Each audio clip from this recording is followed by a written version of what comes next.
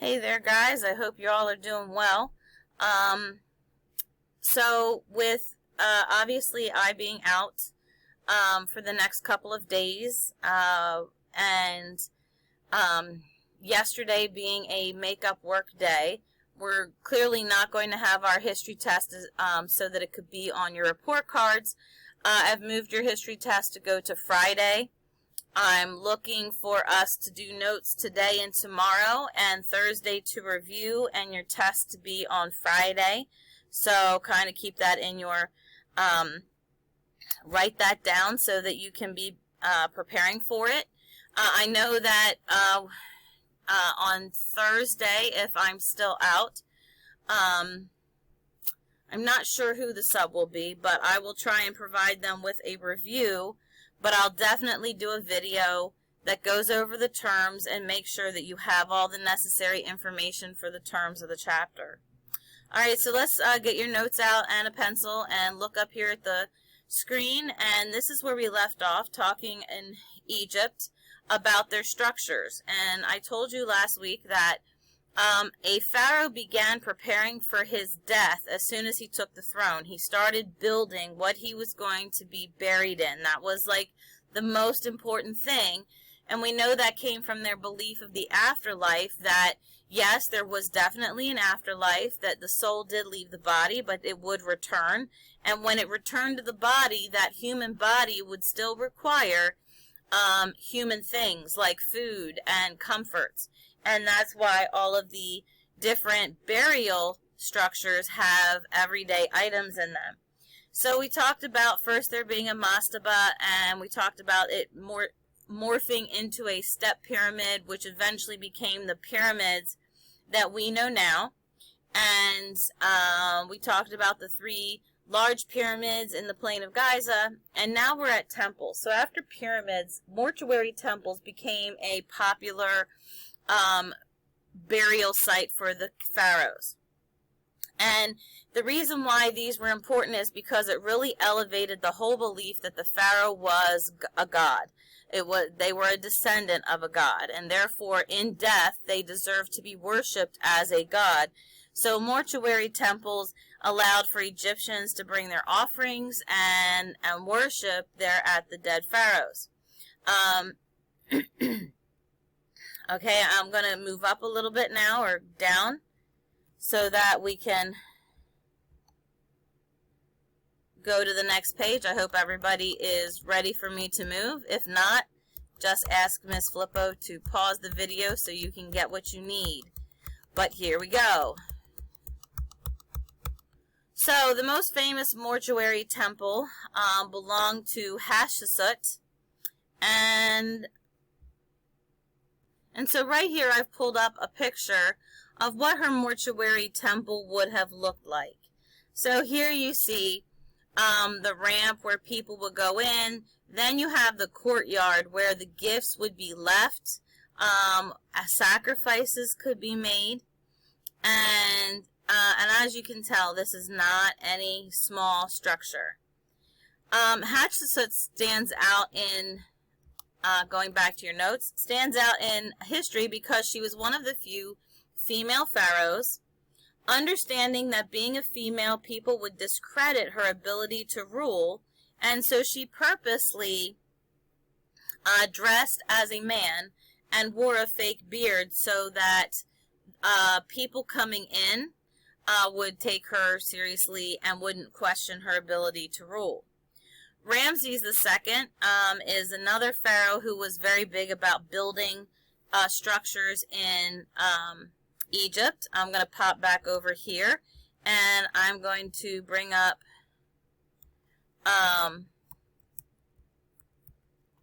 Ramses II. He's also known as Ramses the Great. Here's his mummy right here. And he really liked the image of himself. So if you were ever lucky to go to Egypt, a lot of the, right here, a lot of the statuary that you see still standing in Egypt bears his image. Theologians believe that he may have been the pharaoh that enslaved the Jews and also ordered the death of the Jewish babies. May have been And, you know, if it wasn't Ramses II, then it was his father, and that Ramses II would have been the hard-hearted Pharaoh who would not listen to God when God said, "Let my people go." He also built a temple at Karnak, and I'm going to pull up a picture of that. And as you can see, all of these, all of these images along the way, these statues, they all bear Ramses II's image. Let's go down here and scroll, and there. Now you can see this is what it probably looked like at the height of its glory in this picture. But today, yes, you could go down to the temple at Karnak and tour it and walk around. See the obelisk in this one? Looks very much like our Washington Monument. All right, going back to notes. So Ramses II built liked statues of himself, and he also he built temples, and his mortuary temple was called the Raz Museum, and inside of that were 10,000 papyrus scrolls that were found. All right, I'm going to move up just a little bit. And again, if you are still needing some notes, let Miss Flippo know. And I'm just going to keep pushing on because my videos only go so far. All right, so going down here, we're going to start with our next main point, which was the empire of the Pharaohs. And yes, we know that the Egyptian empire was one of the longest reigning empires. It spanned 1,000 years. And so the question is, why? Well, whenever you come to any empire, whether it's the Egyptian, the Greek, the Roman, the German, the English, all of them, it's because they feel like they can do it better than the people themselves. They have an idea that they are better rulers. They have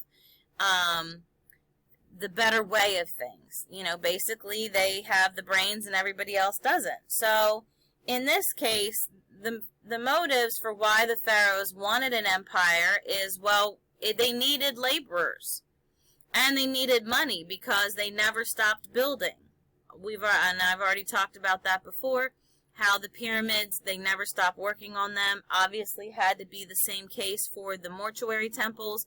And then when you talk about all of the other temples that they built and the other structures they built, and the fact that they were cutting their bricks from stone, and these stones were, you know, multiple tons heavy, and it needed hundreds of men to drag it across the sands.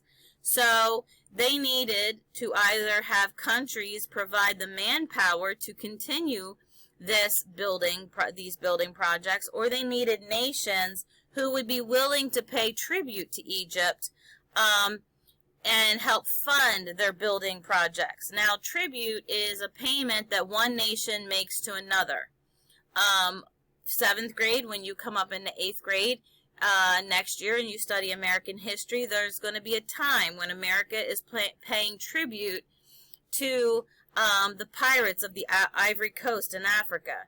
And eventually our president says no, but we are paying, tribute is like this. It's like the mafia, the mobster who walks down the street and goes into all the little shops and says, hey, if you want to be protected, you're going to give us some of your money.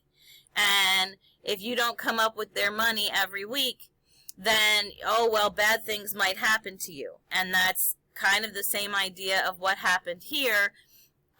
If you don't want us to come in and take you over, then you're going to pay us tribute. It was ransom. It was blackmail. And that's how they were able to fund their building. The peak of the Egyptian power came under Thutmose III, and he ruled Egypt from that point reached from the Euphrates River all the way down to South Africa. But once again, the bigger it gets, the harder it is to manage, no matter how many people you have working for you. And you'll remember from your reading that it said all Egyptians basically worked for the government, and that was very true. It was a very, everybody had a job. Nobody got paid well, but everybody had a job because they were working for the Pharaoh in one way or another. But because it gets so big, it's also going to be the reason why eventually Egypt falls and ceases to be a world power. At the Egyptian peak of power, their military was unmatched because they were using chariot warfare. This was something they learned from the Hyksos.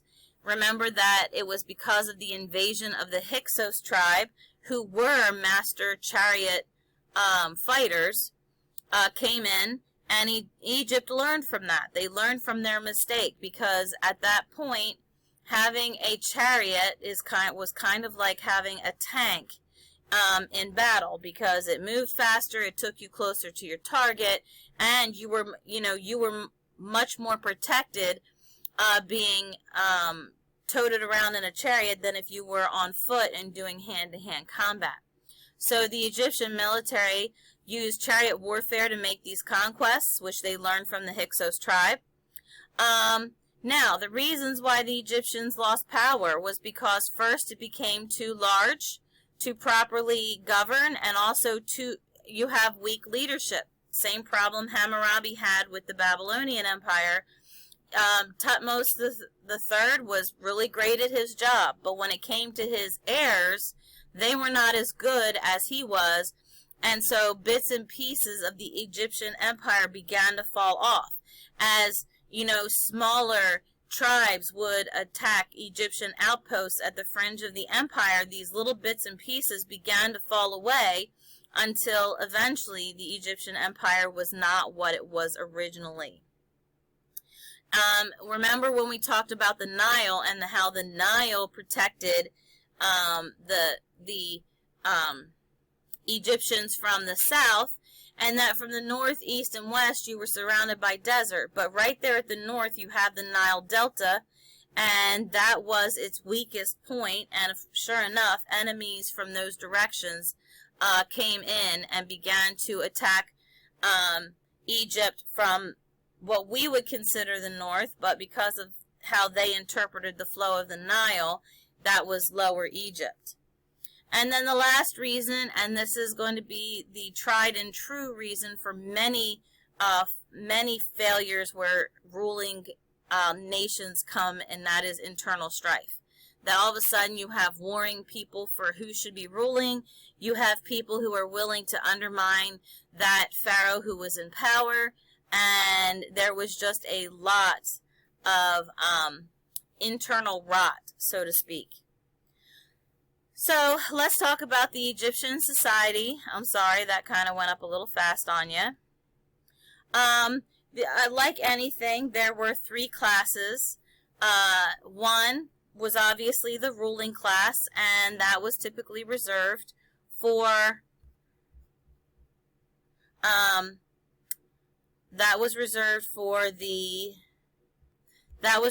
the rich and for the aristocracy. Okay, so now I am going to scroll down, so don't flip out. Now the next person in line to the pharaoh was the Grand Vizier, and we know from the Bible that Joseph became that Grand Vizier for that particular pharaoh. He became the second in command. He was the chief assistant to the pharaoh. And basically, the pharaoh said, whatever he says, it's as if I'm saying it. So he gave the chief vizier a lot of power. And to go against the Grand Vizier was going to be looked at as an act of treason, as if you went directly against the pharaoh himself. So the Grand Vizier made decisions in the name of Pharaoh. He was responsible for pretty much